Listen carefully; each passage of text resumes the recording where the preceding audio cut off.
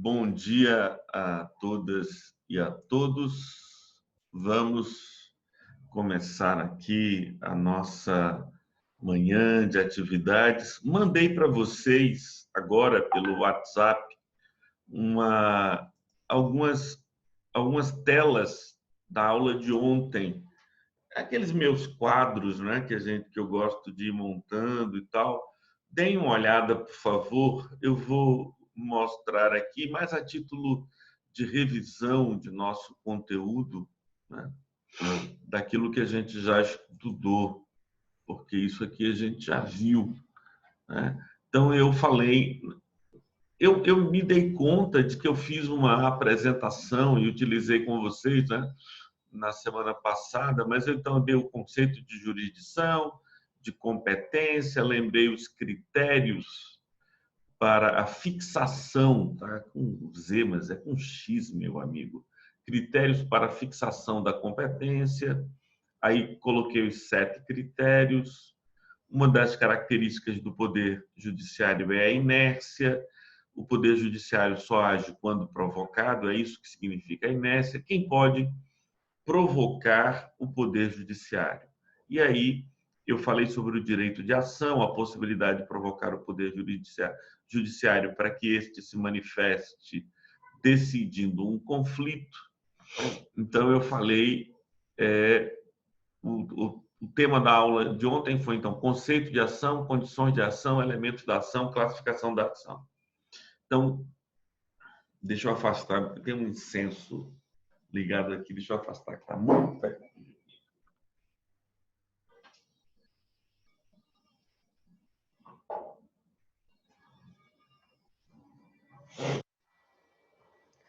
Eu gosto muito de incenso, mas eu estava muito pertinho.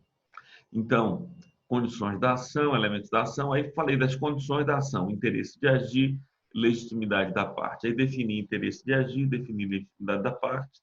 Falei, e aí eu não estou lembrado se eu falei isso para vocês na semana passada, me atualizem aí, sobre esses dois aspectos, legitimidade ativa e legitimidade passiva. Sim ou não? Me lembrem aí, meus amigos.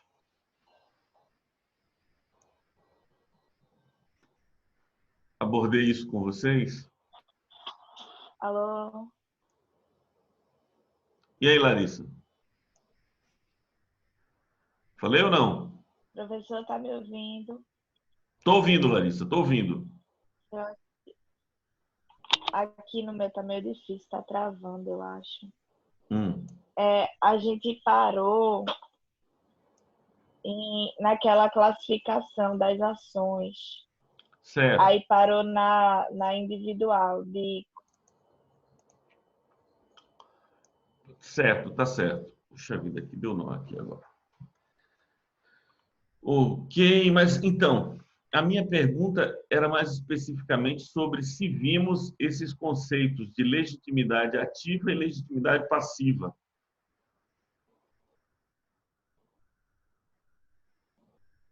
Você está vendo a tela aí? Aqui, lilás embaixo?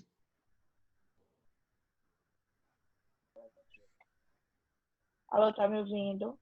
Estou ouvindo, Larissa, estou ouvindo. Alô? Oi, estou ouvindo. Ah, é que eu pensei que eu tinha caído, que travou. Você está vendo a tela que está aí? É uma tela branca, está aí na frente? Tá sim, professor, tá aparecendo para a gente. Está aparecendo. Então, é bom anotar esses conceitos. Não precisa anotar porque eu já mandei isso pelo WhatsApp. Legitimidade ativa e legitimidade passiva. Legitimidade ativa é a condição para ser autor da ação. Legitimidade passiva é a condição para ser réu da ação. Então, legitimidade, a palavra legitimidade vem de legere, aquele a quem a lei, lex, confere direitos e ou obrigações de agir em juízo, né? Então, legitimidade ativa é quem pode ser autor, legitimidade passiva é quem pode ser réu. Deixa eu dar um exemplo. Uma criança não pode ser réu num processo penal. Então, para ser réu, precisa ter legitimidade ativa. Legitimidade ativa seria legitimidade passiva. Para ser réu, é preciso ter legitimidade passiva, condições de ser parte de um processo. Uma criança não pode ser parte num processo penal, ok? Então, isso seria legitimidade passiva. A legitimidade ativa é a condição de ser autor, né, de propor a ação num processo penal. Bem, essa foi uma das telas que eu apresentei ontem. Vamos ver o que mais a gente tem aqui. Que outra tela eu acho que é interessante que eu tenha mandado para vocês agora.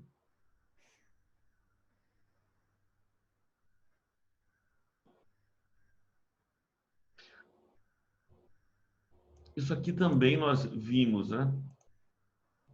Deixa eu ver aqui. Essa é outra coisa que nós vimos, né? Na classificação das ações, a ação civil, a ação individual, a ação coletiva, aí ação de conhecimento, ação de execução. Aí eu expliquei a eles o laguinho dos prefixos gregos. Os laguinhos dos prefixos gregos, prós, fora, eis, entrando, enoendo, dentro, hiper acima e pó abaixo, ex, saindo, apó fora, dia através, shin, junto. Eu expliquei isso para dizer que ex é um prefixo que aparece frequentemente, né, e que significa procedente de, saído de, né, ação ex delito, significação que procede do delito. Ação ex officio, aquilo que se faz por causa, o poder que vem do ofício, aquilo que sai do ofício, né? Então, falei de ação de conhecimento e ação de execução. Finalmente, a última telinha que eu vou compartilhar. Tudo isso está no e-mail de vocês. No e-mail não, no WhatsApp de vocês. Essa última telinha, que é o seguinte: a ação de conhecimento, ela se subdivide em ação declaratória, ação condenatória e ação constitutiva. Eu lembro que nós discutimos isso na aula passada, não foi? A ação de conhecimento, o que é ação declaratória, o que é ação condenatória e o que é ação constitutiva. Nós estávamos vendo a classificação da ação. E aí discutimos a classificação da ação civil, e aí hoje nós vamos discutir a classificação da ação penal. Eu vou voltar apenas aqui, vou voltar aqui para a gente dar uma olhada no livro de Carreira Alvim. Bom, essa classificação, pessoal, nós estudamos, não foi? Sim ou não? Sim, foi essa aí, a última que eu anotei. Foi essa classificação. Aí vimos ação de conhecimento, declaratória, condenatória, constitutiva. Sim ou não? Você anotou aí, né, Larissa? Sim, professor. Sim. Foi, né? Então, falamos de declaratória positiva e declaratória negativa. O que é declaratória positiva? A declaratória positiva é que diz que existe a relação jurídica. E a declaratória negativa é que diz que não existe. Muito bem, tudo aqui está no livro do Carreira Alvim e ele explica. A questão, por exemplo, da ação trabalhista, né? Ação ou dissídio trabalhista. Aí você tem dissídio de conhecimento e de execução, de conhecimento individual ou coletivo, é o mesmo esquema declaratório, constitutivo e condenatório. Muito bem, não tem muita novidade na ação, só muda de dissídio. Aqui na ação penal é que a coisa fica mais complicada e, por causa disso, nós vamos para o nosso quadrinho branco. Vamos para o nosso quadrinho branco. Todo mundo está vendo aí o quadrinho branco? Sim. Então, vamos falar. Esse é o tema da aula de hoje. É sobre isso que a nossa aula será. Sobre ação penal. Vou colocar vermelho em preto aqui, que eu acho que tem uma visibilidade melhor. Ação penal. Ação penal. Bom, a gente vai chamar de ação penal a ação na esfera da pena, né? Na esfera penal. Então, essa ação penal, ela se subdivide em dois tipos de ação. Ela se subdivide em ação penal pública e ação penal privada. Em ação penal pública e ação penal privada.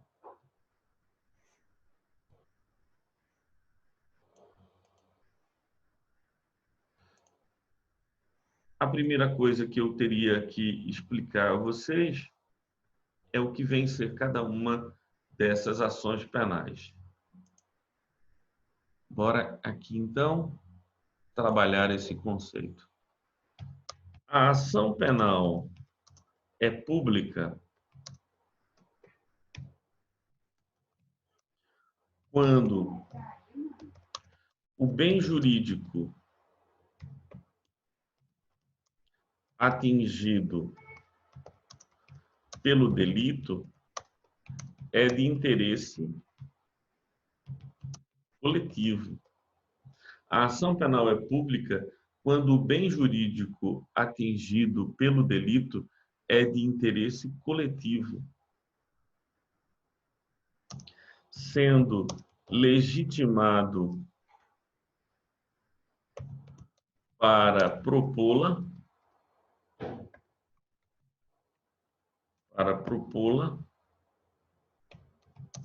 o Ministério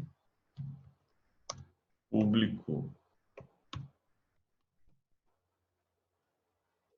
Então, a ação penal é pública quando o bem jurídico atingido pelo delito é de interesse coletivo, sendo legitimado para propor a ação, né, o Ministério Público.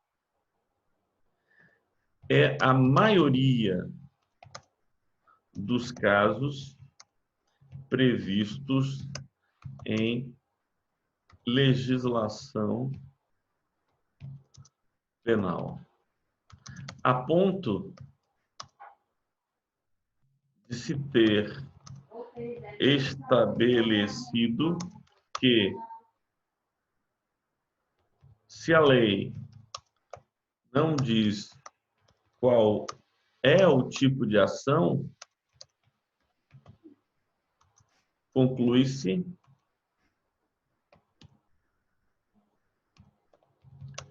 que é pública.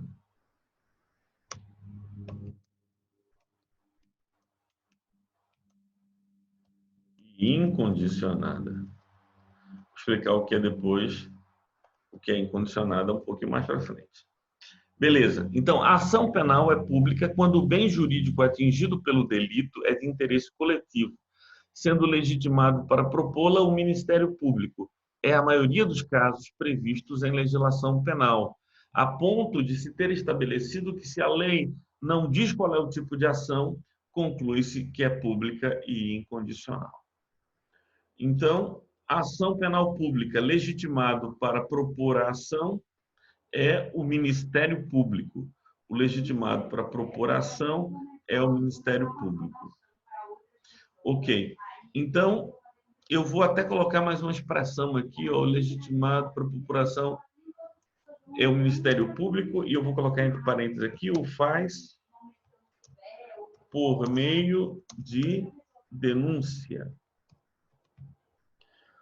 O faz, o nome da petição inicial,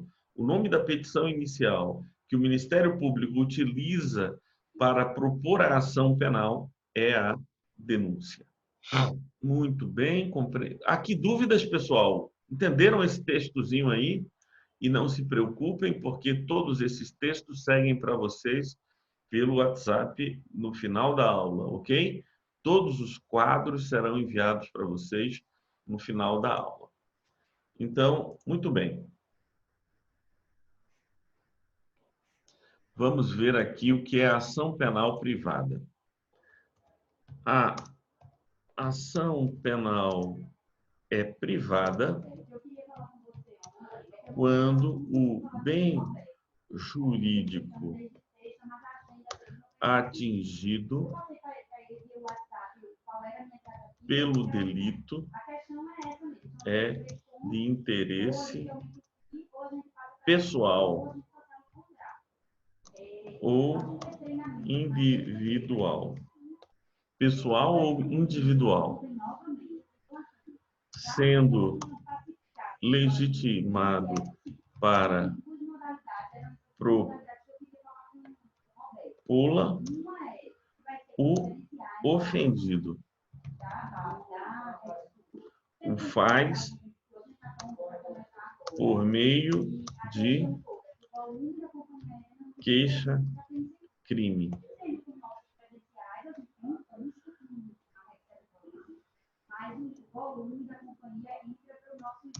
São exemplos de crimes de ação penal privada: a calúnia, difamação e injúria. Muito bem. A ação penal privada a ação penal é privada quando o bem jurídico atingido pelo delito é de interesse pessoal ou individual, sendo legitimado para propô-la a ação o ofendido, que o faz por meio de queixa-crime. São exemplos de crimes de ação penal privada: a calúnia, a difamação e a injúria. Vou só aqui colocar os artigos. Artigo 138 do Código Penal. Artigo 139 do Código Penal. E artigo 140 do CP. Beleza, pessoal? Estamos acompanhando até aqui? Dúvidas? Dúvidas, dúvidas, dúvidas. Onde estão vocês, dúvidas? E aí, pessoal? Professor. Ô, professor, Fala. eu não sei se é assunto dessa aula, mas, por exemplo, o que é que diferencia você fazer uma queixa no Ministério Público ou fazer em outro tipo, sei lá? O que é que faz eu ter que fazer a queixa no Ministério Público? Então, vamos abordar essa questão, minha cara amiga. Queixa-crime, queixa ou também queixa-crime é algo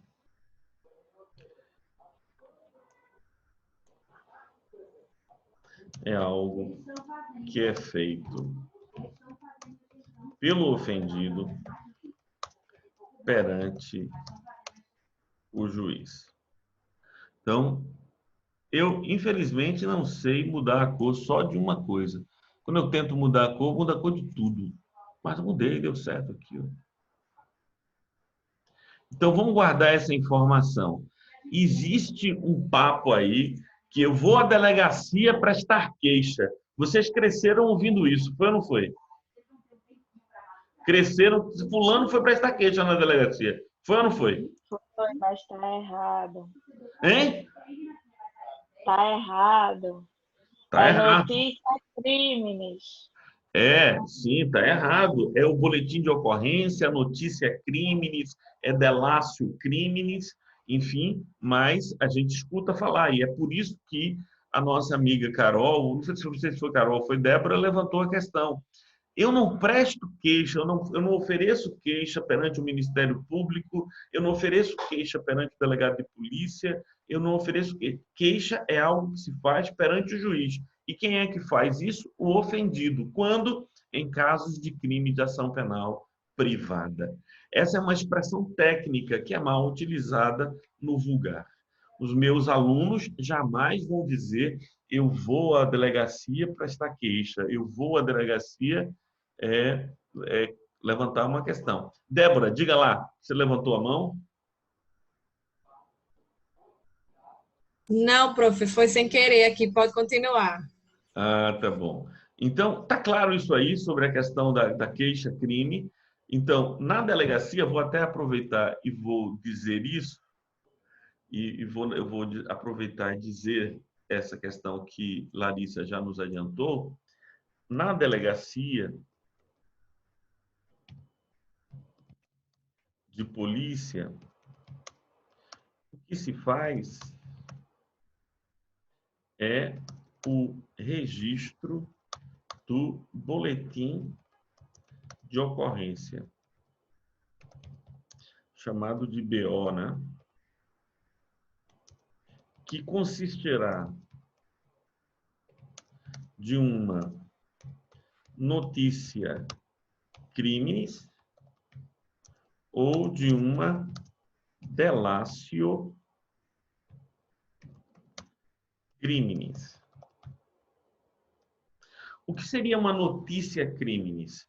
É notícia criminis quando você mesma ou você mesmo é a vítima da ação delituosa.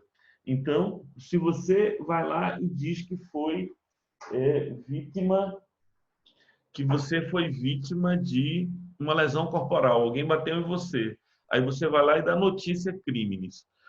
Mas se você vai e descobre que o teu vizinho violenta a mulher dele e bate nela todos os dias, então já não é notícia criminis, porque não é você a vítima, é delatio criminis, porque a vítima é outra pessoa e o crime é de ação penal pública.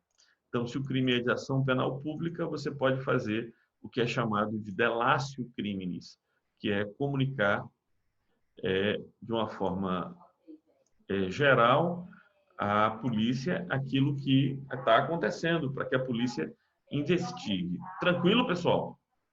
Posso continuar? Muito bem. Muito bem. Larissa, agora foi você que apareceu de mão levantada. Tinha alguma questão, Larissa? Ah, não, eu ia dizer, pode continuar. Ah, tá.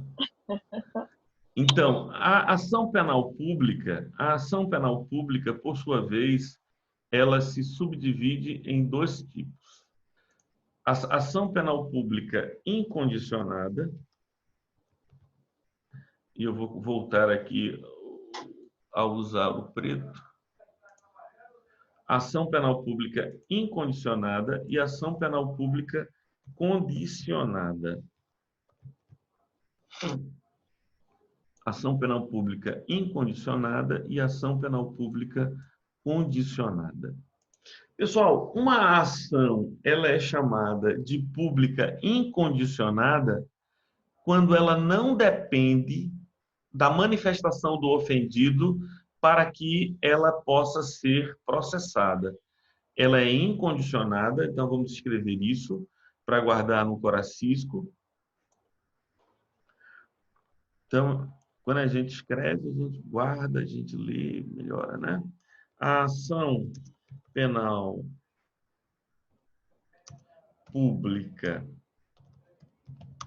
é incondicionada quando ela não depende da manifestação do ofendido para a sua propositura pelo Ministério Público.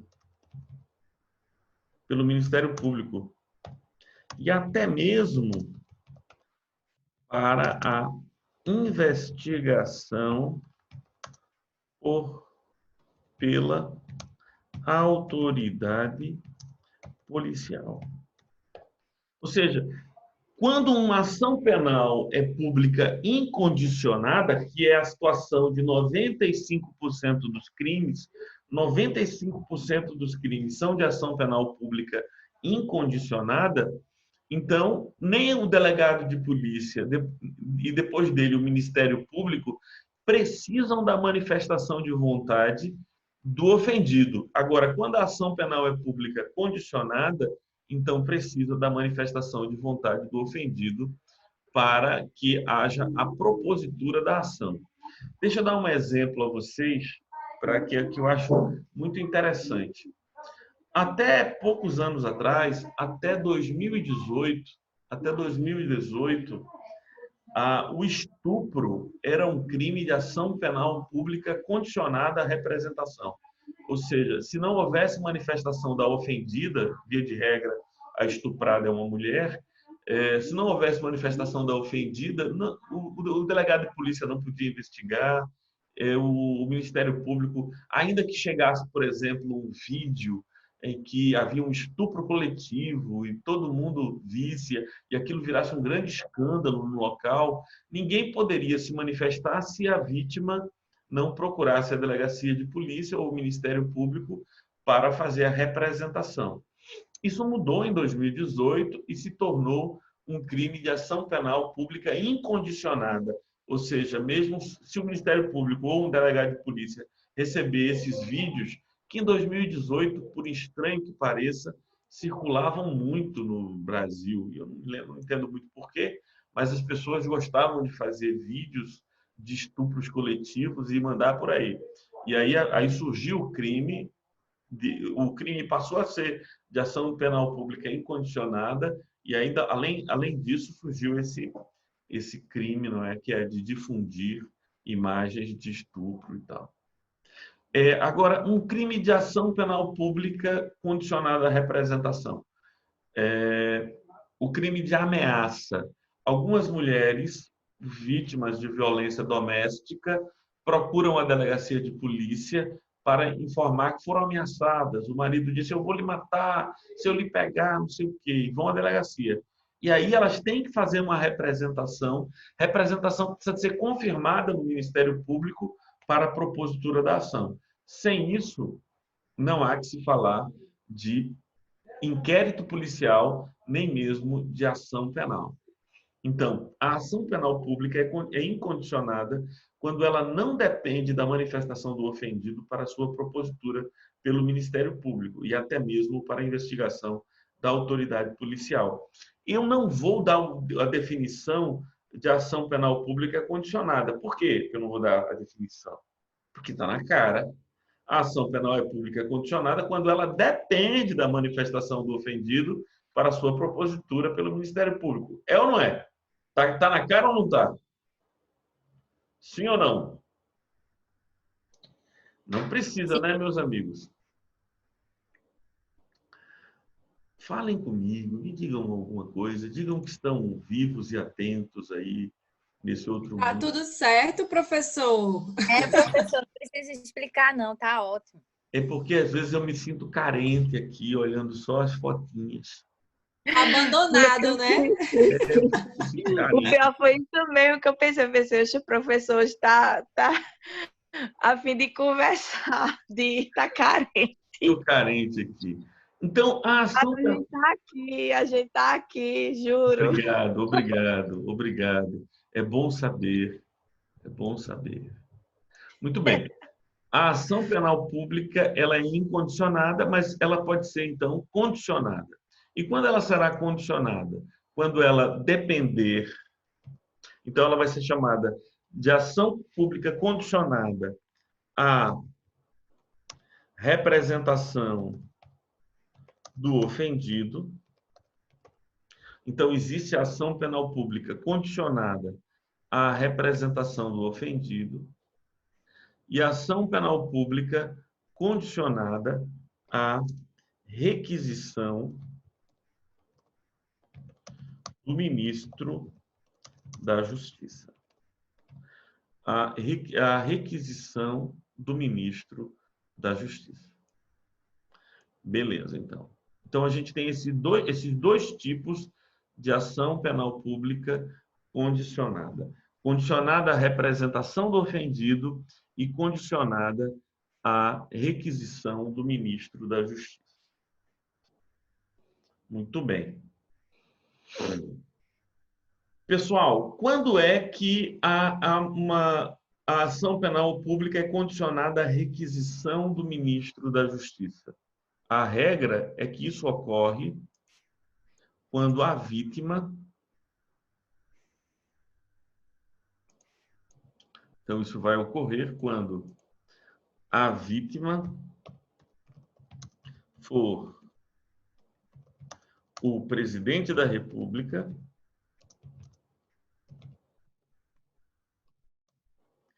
ou chefe de Estado estrangeiro. Então, se a vítima é o presidente da República ou chefe de Estado estrangeiro, e mais o crime aconteceu no Brasil, a representação feita é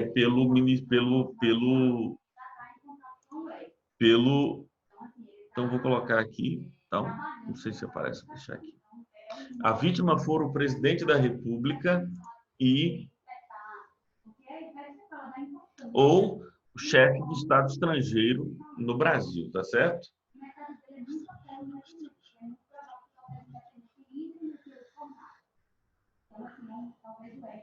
Alguma dúvida até aqui, pessoal? Alguma dúvida até aqui? Não, tudo certo. Não. Muito bem, eu vou salvar esse quadro, e vou para um outro quadro, para trabalhar a ação penal privada. Ou talvez eu pudesse apagar aqui e continuar por aqui. Muito bem. Vamos para a ação penal privada. A ação penal privada é um pouquinho mais complicada. Ela atende outras formas. Vamos ver o que é isso, ação penal privada. A ação penal privada, ela se subdivide em ação penal privada propriamente dita. Vou colocar um pretinho aqui.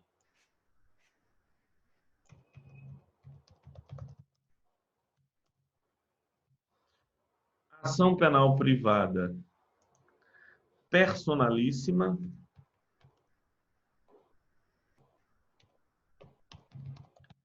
e a ação penal privada subsidiária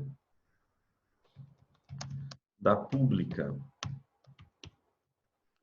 Ação penal privada, então, nós temos a propriamente dita, a personalíssima e a ação penal privada subsidiária da pública.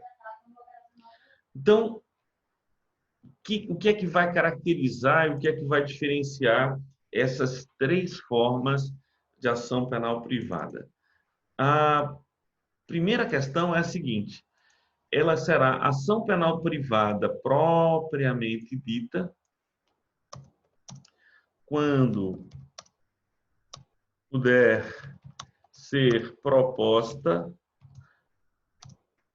pelo ofendido e pelo CAD. Quando ela puder ser proposta pelo ofendido ou pelo CAD, então ela é ação penal pública, ação penal privada propriamente dita. E aí a pergunta que não quer calar: professor, que danado é CAD? Professor, que danado é CAD? Bora aqui, vamos ver o que é CAD. CAD é igual a cônjuge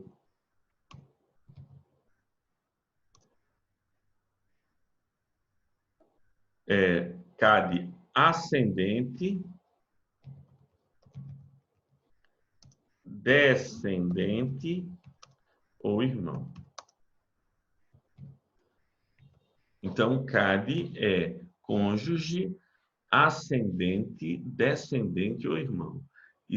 essa figura do CAD, está prevista no artigo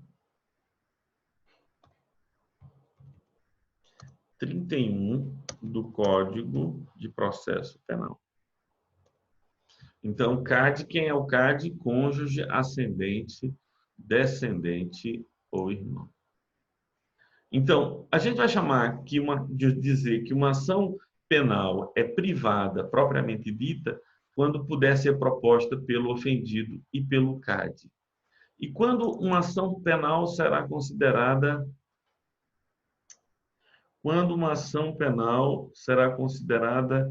personalíssima. Uma ação penal será considerada personalíssima quando ela só puder ser proposta pelo ofendido. Ela só puder ser proposta pelo ofendido. Então, há um só caso no Código Penal desse tipo de ação. É o artigo 236 do Código Penal. É o artigo 236 do Código Penal. Vamos dar uma parada aqui, e vamos abrir o Código Penal para a gente ver essas coisas, para a gente ver como é que elas funcionam, onde é que elas aparecem e tal. Vamos abrir o Código Penal.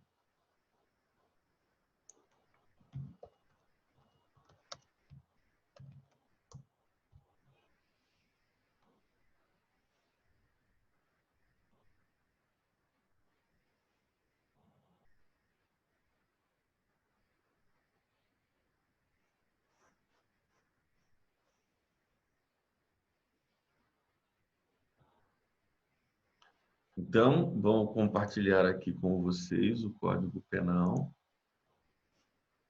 Então, o Código Penal diz no artigo 236, o crime de induzimento a erro essencial e ocultação de impedimento.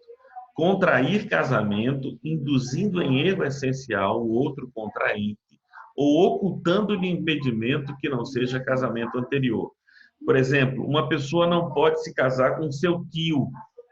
Então, isso a lei proíbe o casamento entre tio e sobrinho. Então, o cara esconde que aquela pessoa, que ele é tio daquela pessoa, então comete o crime de induzimento a erro essencial, ocultamento. Pena, detenção de 6 meses a 2 anos. Engraçado demais, porque esse crime a pena é maior do que a lesão corporal. Mas tudo bem, deixa para lá.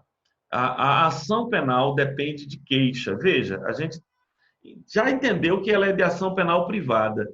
Larissa, você está vendo aí que o próprio tipo penal diz que é queixa. Se é queixa, você sabe que é ação penal privada. Está compreendendo? Sim. Então, a ação penal depende de queixa, do contraente enganado, e não pode ser intentada senão depois de transitar em julgado sentença por motivo de erro ou impedimento que anule o casamento. Então, ele não diz apenas que tem que ser queixa. Diz o quê? Tem que ser queixa oferecida pelo contraente enganado.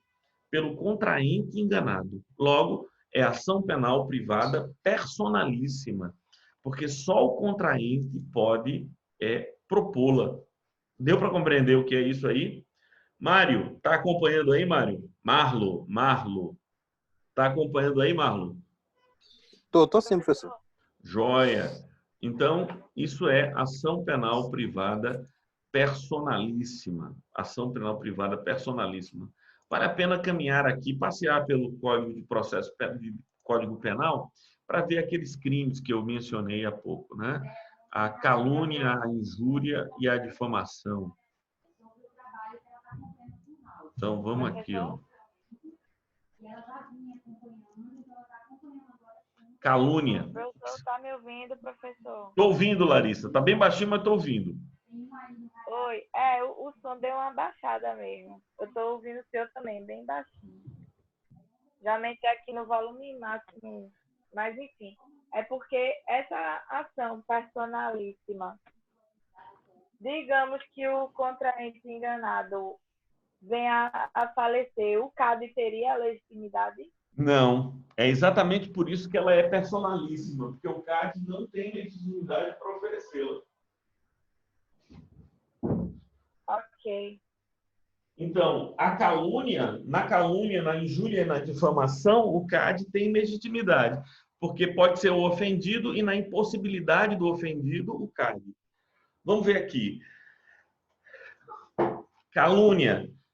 Caluniar alguém imputando-lhe falsamente fato definido como crime. Então, dizer que alguém praticou um crime falsamente, isso é calúnia. A pena é detenção de 6 meses a 2 anos. E o que é difamação? Difamar alguém imputando-lhe fato ofensivo à sua reputação. Então, é dizer algo, verdade ou não, que seja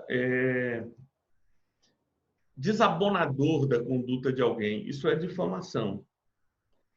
Injúria. Injuriar alguém ofendendo-lhe a dignidade ou o decoro. Na injúria, eu digo que alguém é alguma coisa e tal. Muito bem, isso aí é o artigo 140. Agora, disposições gerais. As penas combinadas nesse capítulo se aumentam de 1/3 se qualquer dos crimes é praticado contra o presidente da República ou chefe de governo estrangeiro, contra funcionário público em razão das suas funções, na presença de várias pessoas ou por meio que facilite a divulgação da calúnia, da difamação ou da injúria. Quer dizer, se fizer via internet, num perfil de Facebook, então o crime tem uma causa de aumento de 1/3. É aumentada de 1/3. Não constitui injúria, Aqui fala de retratação. Olha só o que é que diz o artigo 145. Nos crimes previstos nesse capítulo, ou seja, todos os crimes, calúnia, difamação e injúria, somente se procede mediante queixa. Somente se procede mediante queixa. Mas aqui não diz que é queixa do ofendido, é queixa. Pode ser ofendido ou CAD, que é legitimado para fazer. Salvo quando, no caso do artigo 140, da violência resulta lesão corporal. Aí, nesse caso, será ação penal pública incondicionada. Procede-se mediante requisição do ministro da Justiça. Olha aquela outra hipótese que eu coloquei para vocês. Procede-se mediante requisição do ministro da Justiça, no caso do inciso 1º, ou seja, quando o ofendido é o presidente da República ou chefe de governo estrangeiro, e mediante representação do ofendido, condicionada à representação do ofendido, quando a vítima é funcionário público, ok? No exercício da sua função. Agora, vou dar um outro exemplo. Veja aqui. Os crimes o crime de homicídio, artigo 121. O que é que diz lá? Matar alguém, reclusão de tal. Aí, diminuição da pena, homicídio qualificado, a questão do feminicídio contra a mulher, a pena é tal, homicídio culposo, aumento da pena, possibilidade de aumento da pena. Já mudou de crime, já passou para um outro crime chamado induzimento, que é o artigo 122, induzimento, mas não falou qual é a ação penal, não diz nada. Se não diz nada, a ação penal é pública incondicionada, exatamente. A ação penal é pública incondicionada. Então, vamos voltar para o nosso quadro aqui. Então, já sabemos o que é ação penal privada propriamente dita, quando puder ser proposta pelo ofendido e pelo CAD, né? Eu vou trocar isso aqui, né? Eu vou tirar e pelo CAD, vou colocar ou pelo CAD, personalíssima, quando só puder ser proposta pelo ofendido, só tem um caso, que é o 236 do Código Penal, e a possibilidade da ação penal subsidiária da pública. Essa aqui é a que mais exige a atenção de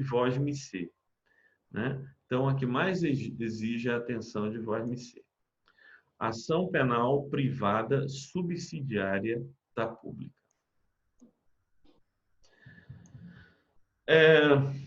Eu vou salvar esse quadro e vou para um quadro em branco, meus amigos. Vou para um quadro em branco, para que a gente possa nele discutir esse tema.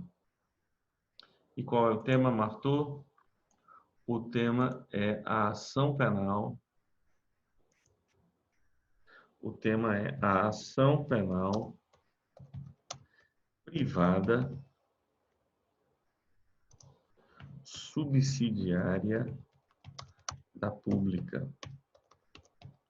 Ação penal privada subsidiária da pública. Vamos tomar a palavra subsidiária como sinônimo de substitutiva. Então, vamos trabalhar aqui. Vamos dar um conceito do que seria a ação penal privada subsidiária da pública. Em um crime de ação penal pública,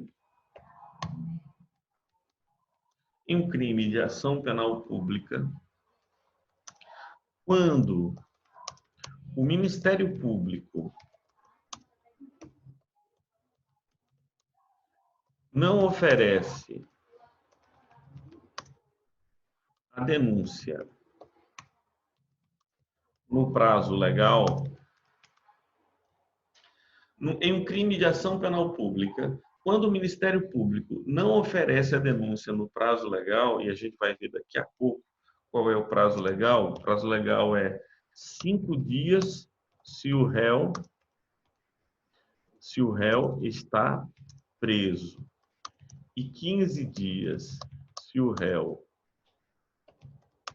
está solto. Então, em um crime de ação penal pública, quando o Ministério Público não oferece a denúncia no prazo legal, e o prazo legal é esse, 5 dias se o réu estiver preso, se o réu está preso, e 15 dias se ele está solto, o ofendido e em seu impedimento ou morte, o CAD,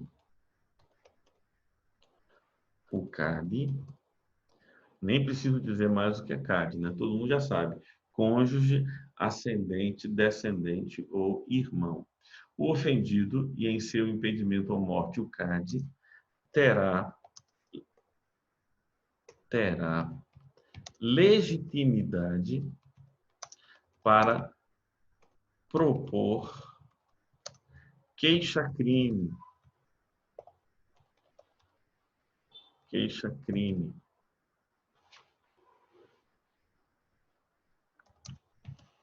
Substituindo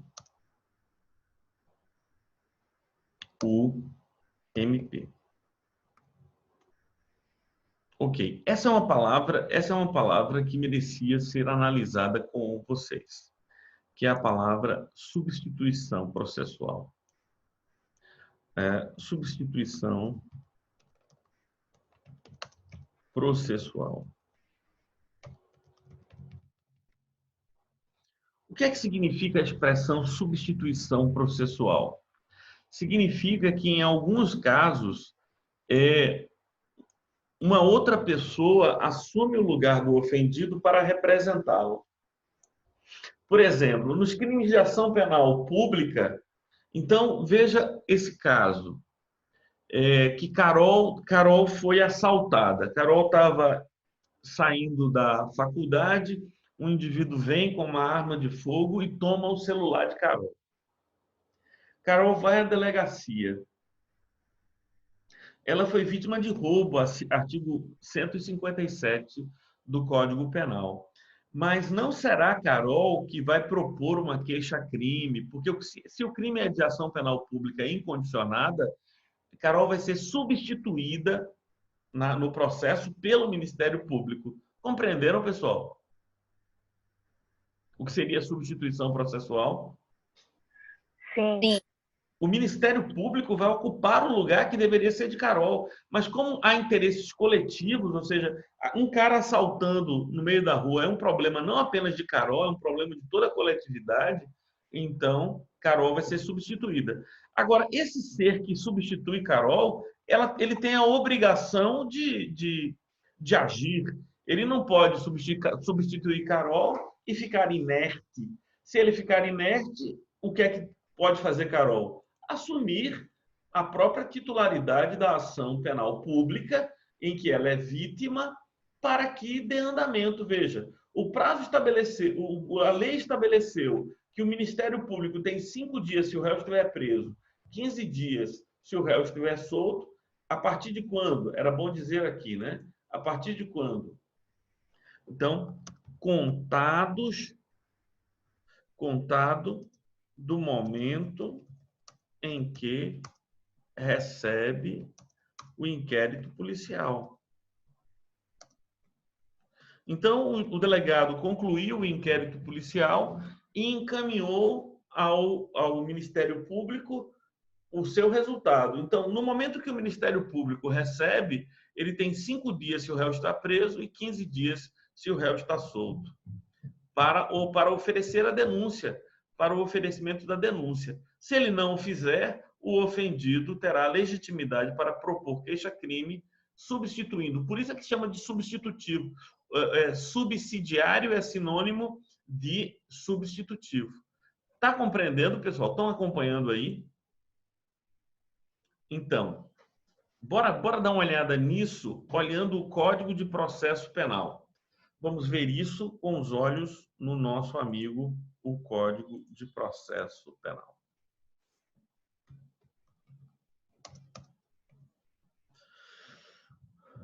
Vamos olhar isso, o código, vamos estudar isso olhando o Código de Processo Penal. Aqui está, eu lhes apresento o Código de Processo Penal. Tá bom, pessoal? Então, vamos ver aqui algumas coisas que nos são importantes, que nos são interessantes. Por falar nisso, eu provavelmente na próxima semana vou dar uma aula, vocês que estão estudando para concurso, eu sei que é o caso de Larissa, eu sei que é o caso de Débora, Marlon e Carol, vocês também estudam para concurso, sim ou não? Também, professor. Eu também. Também estão aí na garra. Olha aí, então, esse pessoal que está estudando para concurso. Semana que vem eu vou dar uma aula sobre as novidades do pacote anticrime para o Código de Processo Penal, para o processo penal brasileiro. Então, tem um monte de novidades. Eita, professor, maravilha. Olha, Vou ligar onde e o horário, pelo amor de Deus, para a gente já botar aqui. Vocês estão vendo aí as novidades da Lei 13.964? Estão vendo aí? Um monte de tô vendo aí novidades na tela. Tem um monte de novidades, está vendo aí? Então, a gente tem que estudar essas novidades, porque quem estudou o processo penal até o semestre passado, lascou, né? Porque tem um monte de coisa nova aí, ó. Tudo aqui isso é incluído pela lei do pacote anticrime, né? Muito bem. Bom, eu quero chegar e mostrar a vocês alguns artigos. O primeiro artigo que eu queria mostrar a vocês é o artigo 28. Bom, isso aqui tem uma novidade enorme. Vamos para o 31. Cadê? Eu citei o 31. Ó o que diz o 31. No caso de morte do ofendido ou quando declarado ausente por decisão judicial, o direito de oferecer queixa ou de prosseguir na ação passará a quem? Olha quem, pessoal. Olha o CAD aqui. Estão vendo o CAD? Cônjuge, ascendente, descendente ou irmão. É o amigo CAD. O CAD mora no artigo 31. Tá bom? Estamos felizes? Ótimo. O outro artigo que eu quero mostrar a vocês é o artigo 38. Salvo disposição em contrário, o ofendido, o seu representante legal, decairá, eu vou explicar a vocês isso, é a decadência, decairá do direito de queixa ou de representação se não o exercer no prazo de 6 meses, contando do dia em que vier a saber quem é o autor do crime. Muito bem. agora quero lhes mostrar, isso foi o artigo 38, quero lhes mostrar o artigo 46. O prazo para o oferecimento de denúncia, estando o réu preso, será de quantos dias? 5 dias. Contado a data em que o órgão do Ministério Público receber os autos do inquérito policial. E de 15 dias, se o réu estiver solto ou afiançado. Ora, nunca entendi isso. Se o réu estiver solto ou afiançado. Se o cara está afiançado e ele não está solto, para que dizer a mesma coisa? No último caso, se houver devolução do inquérito à autoridade policial, contar-se-á o prazo da data em que o órgão do Ministério Público receber novamente os autos. Tá certo? Então, o artigo 46 é aquele que versa sobre o prazo do Ministério Público. O prazo do Ministério Público está no artigo 46. Então, aqui, vamos dizer isso aqui, né? Vamos dizer isso aqui. Artigo 46 do CPP. Muito bem, muito bem. Entendemos o seguinte, o que é que precisa ficar claro para vocês? O que é que precisa ficar claro? Olhos nos olhos e veja minha barba mal feita, minha barba por fazer. Eu estou numa dúvida danada se eu deixo ela crescer. Eu acho que no início do semestre eu estava de barba grande, ou não? Vocês lembram? Sei lá, pô, tu não sabe, eu vou saber se estava de barba grande.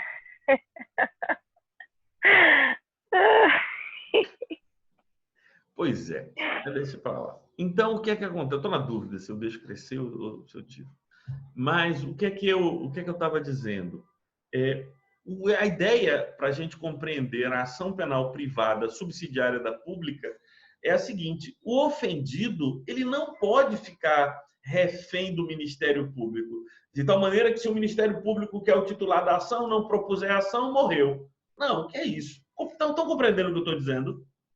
Ora, como assim se o Ministério Público não propuser a ação, o crime que eu sofri deixa para lá? Imagina uma situação dessa. Imagina que uma de vocês é vítima de estupro. Estupro é crime de ação penal pública e incondicionada. E aí, se o Ministério Público não propuser a ação, vai ficar por isso mesmo? Não. A lei garantiu a possibilidade de vocês oferecerem ação penal privada em substituição da ação penal pública. Quando o Ministério Público deixar de oferecer, a gente poderá oferecer. Vamos dar uma olhada como é que a lei previu, isso aqui, né? Quando a gente trata da ação penal, deixa eu ver se... Ô, professor, mas Oi. no caso, isso deve ser uma exceção, né? Eu acho que quase nunca isso acontece, né? Exatamente. Exatamente.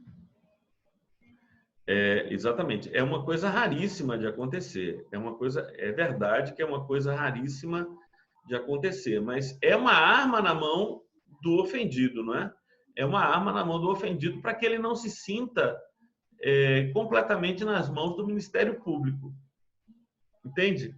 Para que ele não fique completamente nas mãos. É muito raro acontecer, mas é uma garantia para que o ofendido não fique nas mãos do Ministério Público.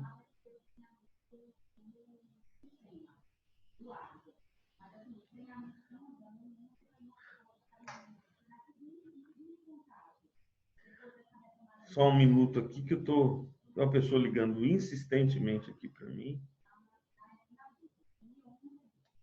Depois eu vejo.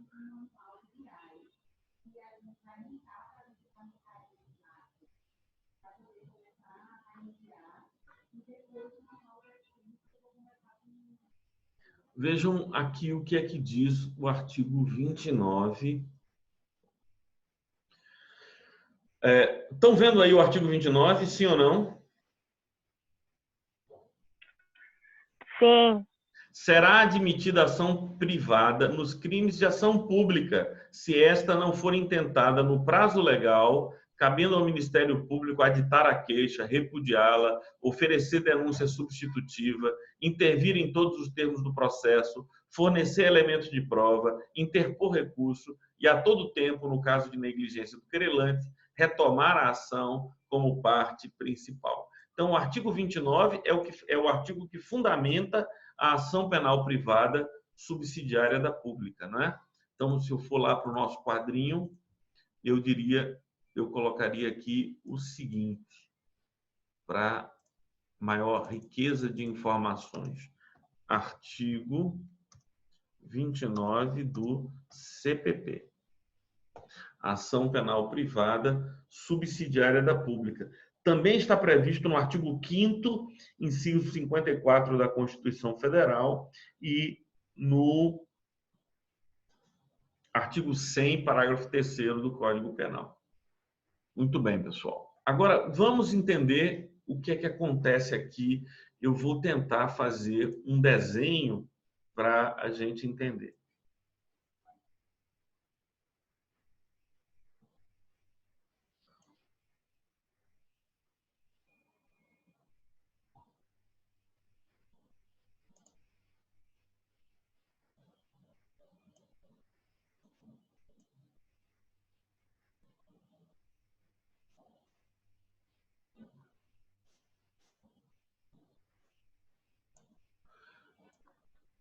Professor, o senhor não falou o horário da aula do pacote anticrime? Eu não falei porque eu ainda não sei. Eu não sei quando é que eu vou fazer. Mas Divulgue no grupo, por favor. tá certo, eu vou fazer isso.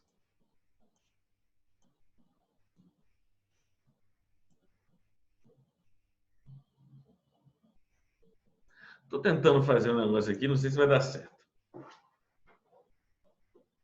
É o seguinte, aqui eu tenho o prazo do MP.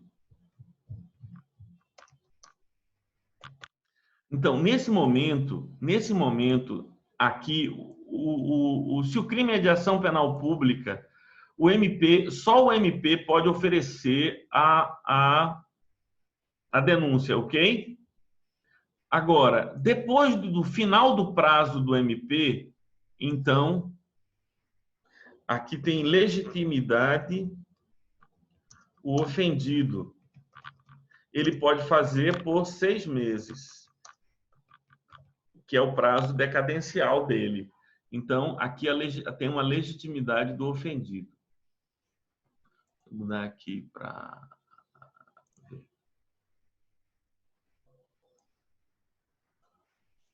Nesse período aqui, o ofendido pode fazer nesse período. Agora, aqui também perdura a legitimidade do Ministério Público. Legitimidade do MP. O Ministério Público também é legítimo. Nesse momento, a legitimidade ela é chamada de legitimidade o quê? Concorrente. Ela é chamada de legitimidade concorrente porque tanto o MP quanto o ofendido são legitimados para propor. Esse por 6 meses. Estão vendo aqui, pessoal? Os 6 meses. Estão vendo, sim ou não? Sim. Aqui tem 6 meses. Nesses 6 meses, está vendo que tem o retângulo do ofendido e o retângulo do MP? Então, depois de findo esses 6 meses, a legitimidade é exclusiva do MP. A legitimidade é exclusiva do MP. Porque acabou os 6 meses do ofendido até haver o que? A prescrição do crime. Quando acontece a prescrição, nem o Ministério Público, nem o ofendido poderão opor queixa-crime ou denúncia. Então, essa foi uma tentativa aí de explicar a vocês como é que esse negócio funciona. Tá dando para entender esse esqueminha aqui? Não está tão legal, mas a gente dá para ter uma ideia aí do que é.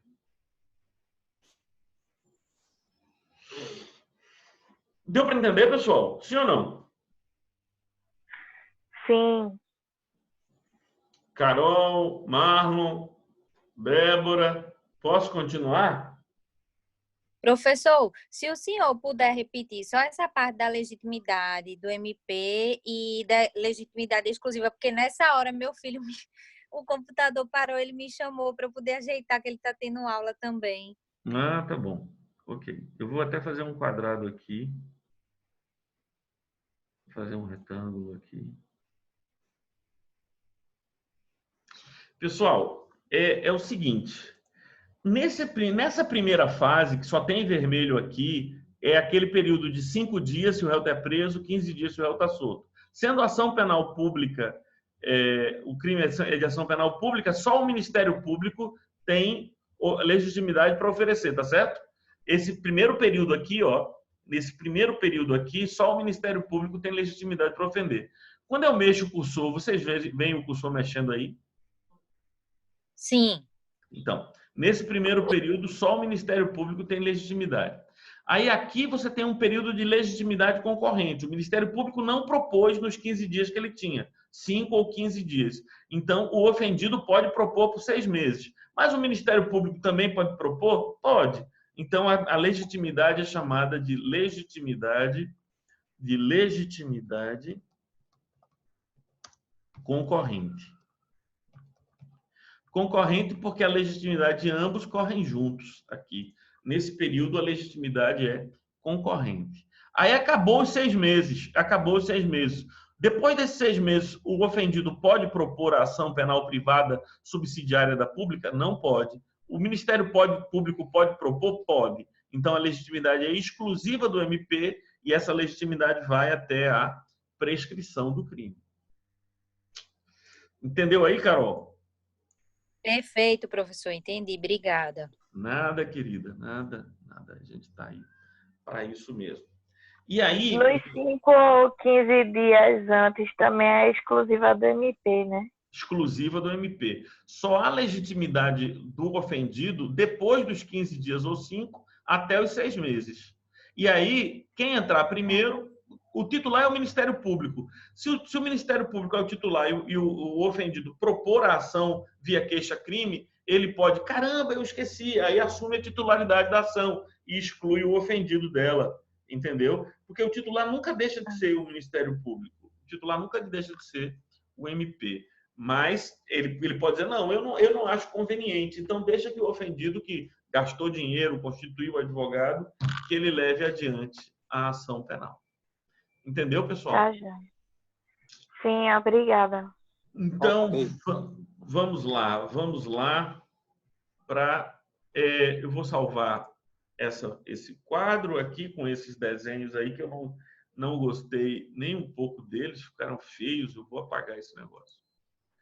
Porque foi um recurso para explicar a vocês, mas está feio. Eu mando para vocês assim mesmo, que ajuda a entender. Quero comentar com vocês, a gente estudou na semana passada o que nós chamamos de condições da ação. Condições da ação. E o que é que a gente viu? Quais foram as condições da ação que nós vimos na semana passada? A primeira foi interesse de agir. A segunda foi legitimação das partes. E aí, hoje eu lembrei a vocês, falei de legitimidade ativa e passiva, né? Legitimidade para ser autor e legitimidade para ser réu. E aqui, se a gente quiser falar de legitimidade da ação penal, vai entrar uma terceira condição da ação, que é a condição de procedibilidade. Vou chamar então de condição de procedibilidade. A condição de procedibilidade, ela se subdivide em duas formas, ou há duas condições que precisam ser estudadas por nós. É a questão da prescrição e a questão da decadência. A questão da prescrição e da decadência. Ou seja, perde a condição de procedibilidade se o crime tiver havido a decadência ou a prescrição. Eu não vou facilitar a vida do professor de processo penal 1 que vai ter que ensinar vocês prescrição. Mas quem tem, na verdade, que ensinar prescrição é o professor de Direito Penal, deixa eu ver, Direito Penal 2, que é uma aula das mais importantes, que é o Instituto da Prescrição. Mas eu vou dar aqui alguns conceitos a vocês para que a gente possa caminhar, ou seja, vou dar o conceito útil e necessário para o conhecimento de vocês na aula de hoje. Então, vamos dar aqui o conceito de prescrição. O que é prescrição? É a perda do direito de punir.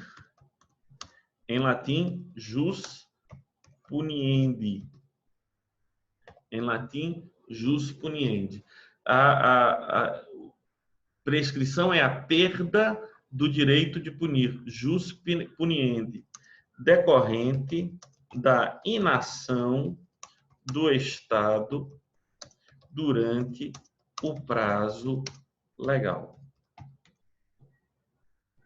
Então, já sabemos o que é prescrição, é a perda do direito de punir. Então, e o que seria decadência?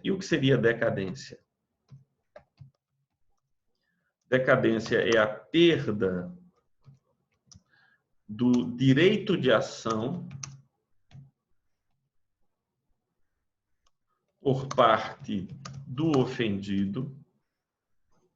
Então, é a perda do direito de ação decorrente da inação do ofendido durante o prazo legal. Aqui eu sei qual é o prazo legal, é de 6 meses. Então, acontece decadência quando há uma inação, ou seja, o prazo passa in albis. Olha aqui, eu gosto dessa expressãozinha, acho ela bonita. O prazo passa in albis. Alguém faz ideia do que significa a expressão in albis? Não, nunca ouvi. O que é um albino? Em branco. Então, em branco. Albis é branco em latim. Ou seja, o prazo passou em albis, né? Se o prazo passou, vou colocar aqui, passou em albis, em branco, ou seja, ninguém fez nada, né? Ninguém se mexeu, ninguém agiu. O prazo passou em albis, passou em branco, sem que ninguém agisse. Ora, o Estado tinha um prazo para punir e o ofendido tinha um prazo para provocar o Estado. Se houve prescrição ou decadência, então está afastada a procedibilidade. Então, eu diria que aqui, para ser claro, é o afastamento da procedibilidade, né? Então, a gente diria que existe condição de procedibilidade e essa condição de procedibilidade ela é afastada pela prescrição e pela decadência. Então, a prescrição e a decadência afastam a procedibilidade. Vamos olhar... Bom, Martô, quando é que um crime prescreve? Alguém tem ideia? Quando é que um crime prescreve? Vai depender do crime, né? Tem o prazo na lei. Então, esse prazo, Carol, Larissa, o prazo está no artigo 109 do Código Penal. O Certo, prazo, vou abrir aqui. o prazo está no artigo 109 do Código Penal. 109.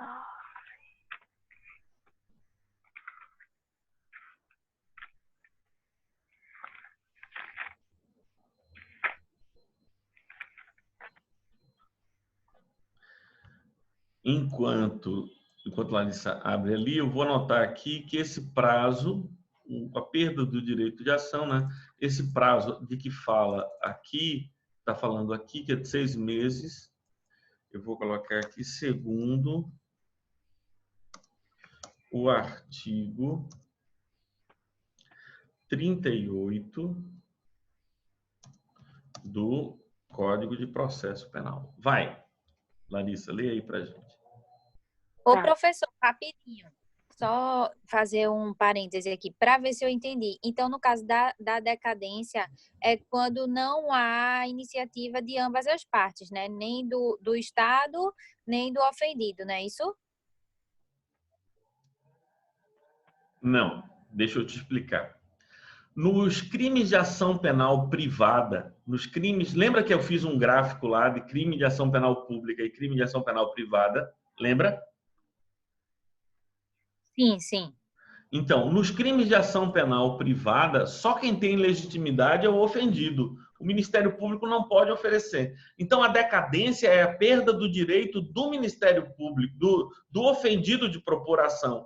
Porque nos crimes de ação penal privada, o Ministério Público não pode propor ação. Entendeu?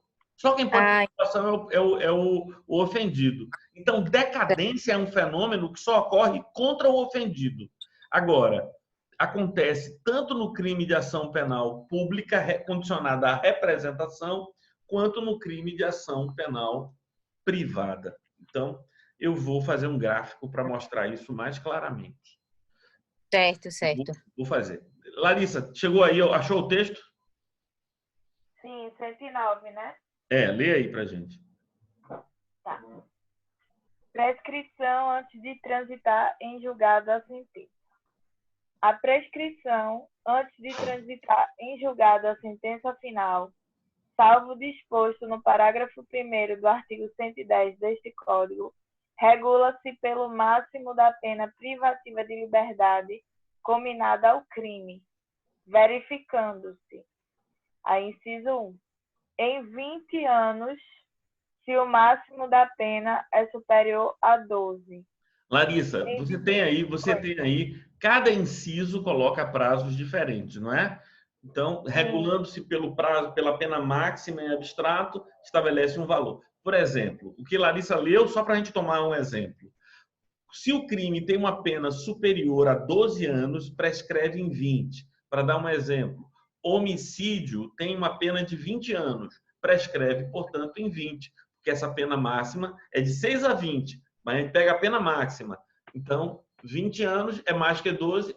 Então prescreve em 20 anos. Se em 20 anos não for oferecida denúncia, prescreve o crime.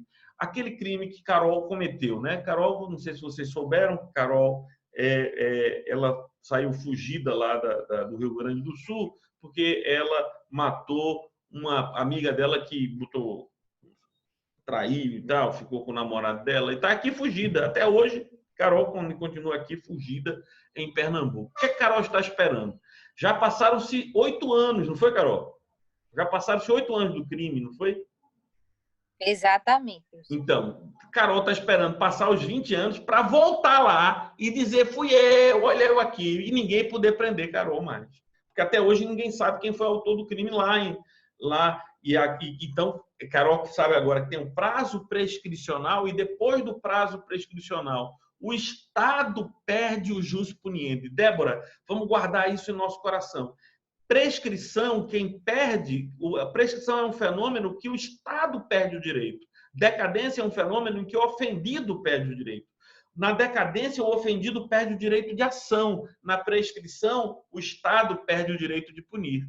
Ora, se houve decadência é sempre dos crimes de ação penal privada ou crime de ação pública condicionada à representação. Porque nos termos do artigo 38, né, nos termos do artigo 38, salvo disposição em contrário, o ofendido decai do seu direito de queixa se passarem-se 6 meses sem que ele haja. Então, decadência é o direito de queixa ou de representação.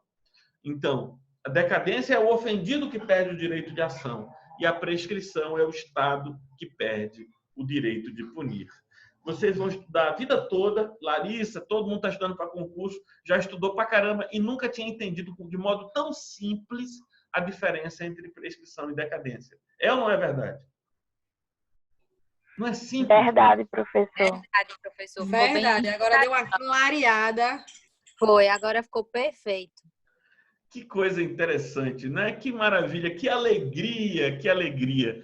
Prescrição é a perda do direito de punir do Estado. Decadência é a perda do direito de ação do ofendido. Que coisa maravilhosa. Pronto. Decadência é sempre um prazo, 6 meses. Prescrição depende de cada crime, tem um prazo, mas todos eles, os prazos todos, estão no artigo 109 do Código Penal. Larissa, Eu acho que para ficar gravado no nosso coração, vale escrever de vermelho, cor de coração, em cima de prescrição e de decadência, esses conceitos tão lindos. Muito bom, Ângela. Então vamos fazer aqui antes de salvar, né? Vamos fazer aqui, colocar aqui, ó. Isso. Antes de salvar, pronto, tudo vermelho. Tudo vermelho aqui, já está salvo aqui. Não, profe, mas aí o senhor escreve bem bonitinho, em cima de prescrição. Perda do direito de punir do Estado. Olha, tu não tá Não, vendo? o senhor já escreveu. Olha aqui, rapaz. Perda do direito de punir, justo punir decorrente da inação do Estado durante o prazo legal. E decadência é a perda do direito de ação decorrente da inação do ofendido durante o prazo legal. 6 meses, segundo o artigo 38 do CPP. Pronto, agora de vermelho ficou lindo. Gravei no meu coração. Professor, Diz. os alunos de Martô nunca vão errar essa questão em concurso público. Pode ficar certo.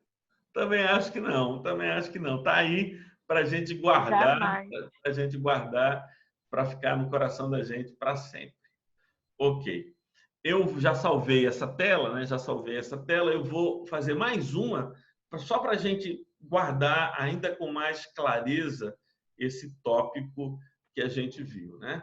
Que a gente viu agora. Deixa eu apagar aqui. Então, eu vou aqui lembrar aquele quadro que eu comecei a fazer no início da aula, né? Vou colocar de preto aqui, que eu acho que a gente visualiza melhor. Então, ação penal. E aí eu disse que a ação penal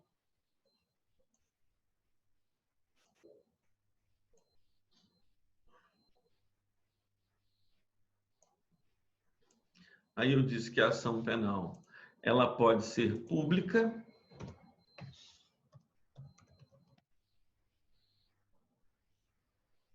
ou pode ser privada. Ela pode ser pública ou pode ser privada. Aí eu disse também que a ação penal pública, eu achei esse jeito aqui para fazer aquele parêntese, eu não descobri outro jeito. Parece, não é um parêntese, mas parece. Incondicionada. A ação penal pública pode ser incondicionada ou condicionada.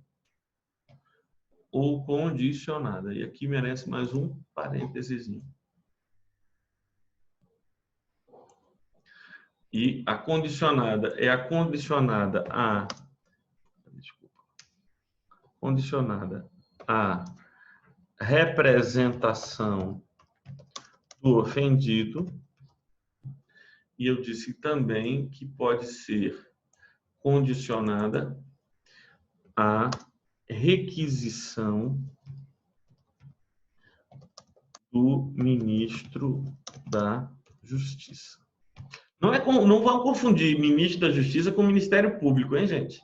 São coisas completamente diferentes, vocês sabem disso.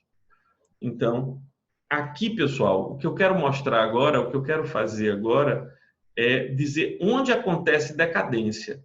Onde acontece decadência? Então, aqui em vermelho eu vou escrever, ó. Aqui há a possibilidade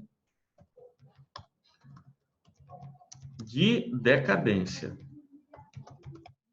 Aqui há a possibilidade de decadência. A ação penal privada, seja ela personalíssima, seja ela propriamente dita ou subsidiária da pública, há a possibilidade de decadência. E aqui também, possibilidade de... Eita, desculpa, eu queria fazer assim, não.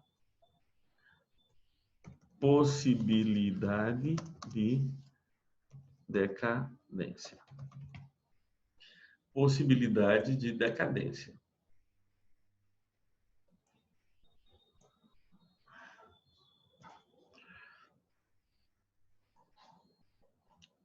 Tá dando para visualizar aí, Marlon? Tá dando para visualizar? Tá sim. Tô tranquilo. Então, qualquer que seja a ação penal privada, há a possibilidade de decadência.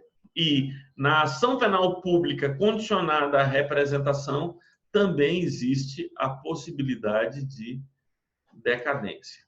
Vamos lá. Vamos ver umas outras questões. Questões citas. Então, a ação penal pública, ela é oferecida, ela é proposta, ela é proposta pelo Ministério Público por meio de denúncia. Ela é proposta pelo Ministério Público por meio de denúncia. E no caso da ação penal privada, o que é que acontece na ação penal privada? A nossa amiga ação penal privada, ela é proposta pelo ofendido por meio de queixa-crime. Ela é proposta pelo ofendido por meio de queixa-crime. Tá claro aí, pessoal? Como é que é o esquema?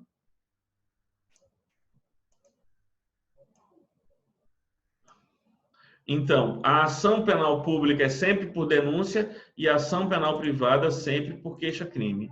Só para manter, eu tenho mania de simetria, toque.